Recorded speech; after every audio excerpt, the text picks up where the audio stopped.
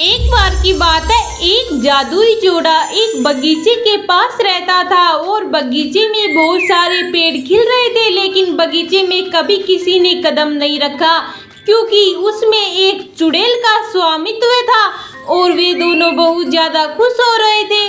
एक दिन पत्नी जो बच्चे की उम्मीद कर रही थी, चुड़ैल के बगीचे से वसंत के पत्तों की चाहत करने लगी और वे अपने पति से बात करने लगी। उनके पति ने बहादुरी से रफनेंस नाम के पौधे की पत्तियां तोड़ ली।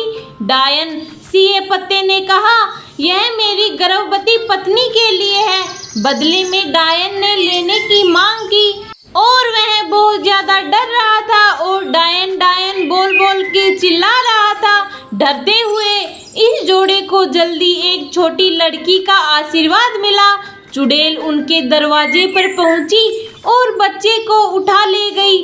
उसने उसका नाम तय किया था और वह बहुत ज्यादा दुखी हो रहे थे कि उनका बच्चा तो हाथों से चला गया। साल बीत गए और रफनेंस 13 साल की हो गई।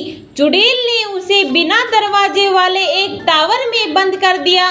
डायन रफनेंस के लंबे बालों का उपयोग करके टावर पर चढ़ जाती थी और वह उसे बहुत ज्यादा कष्ट पहुंचाती थी।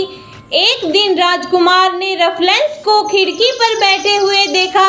वह तुरंत उस पर मुग्ध हो गया और वह उससे प्यार करने लगा। रफनेंस ने जब अपने बाल खोल दिए और राजकुमार ऊपर चढ़ गया और वे उसे देखकर मोहित होते जा रहा था। रफनेंस ने कहा, इससे पहले कि चुड़ैल तुम्हें ढूंढ ले, तुम्हें जाना चाहिए। राजकुमार ने उससे रस्सी के सहारे भागने में मदद करने का वादा किया और वे उसे गिटार बजाकर गाने सुना रहा था। जब चुड़ैल वापस आई तो उसे लगा कि कोई आदमी वहां आया है। गुस्से से उस चुड़ैल ने रफनेंस के सारे बाल काट दिए और उसे एक अलमारी में बंद कर दिया और रफनेंस बहुत ज्यादा दुखी हो रही थी और वह रोने लगी।